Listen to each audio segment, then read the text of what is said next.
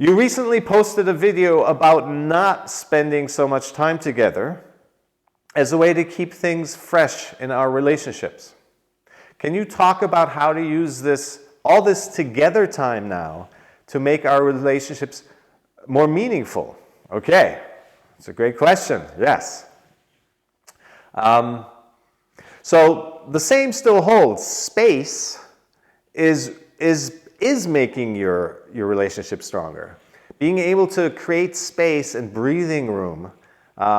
It doesn't mean just because you're together now that you should just be stuck together and you're rooming with people or in close quarters with people and now you have to like talk all the time and fill the space. No, that's exactly what we talked about a moment ago, is becoming comfortable with the silence and the space and not feeling the need to fill it with constant thought, constant chatter.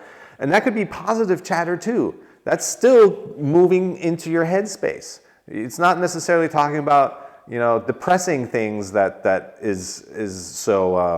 takes you out of your body. It's any type of talk, really.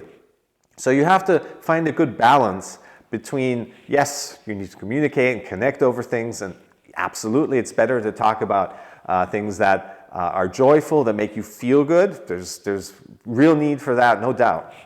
But it needs to live in balance with space around you guys.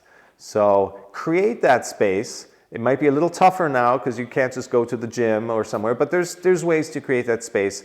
Different areas in your living space that you assign to each other. Other types of communication in terms of your schedule together, where you just say, this is me time, this is alone time. If you have your own room, you can go to your room. So there's ways to create space. Be in communication about it. It's not like one person feels, oh, they're locking themselves away because they don't want to talk, and now I feel, rebutted or something. But be clear that, yes, we're having to manage the space together, but we need to give ourselves space for our connection to actually be strong. Because if you're just too together, too much in your headspace, you start to argue and get at each other and lock horns and then even just happy chatter, too much of it keeps you too much in your head and cuts you off from the deeper intuition. So find a good balance there in creating space in this time where there's those of you who are alone, awesome opportunity. Lots of space right now. Learn to become comfortable with that.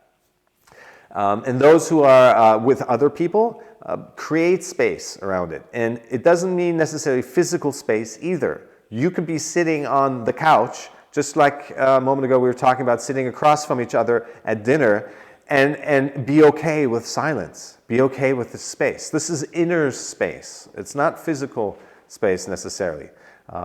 Physical space helps, but ultimately it's really, you're seeking comfort in being in stillness, and you don't need to be isolated to practice that.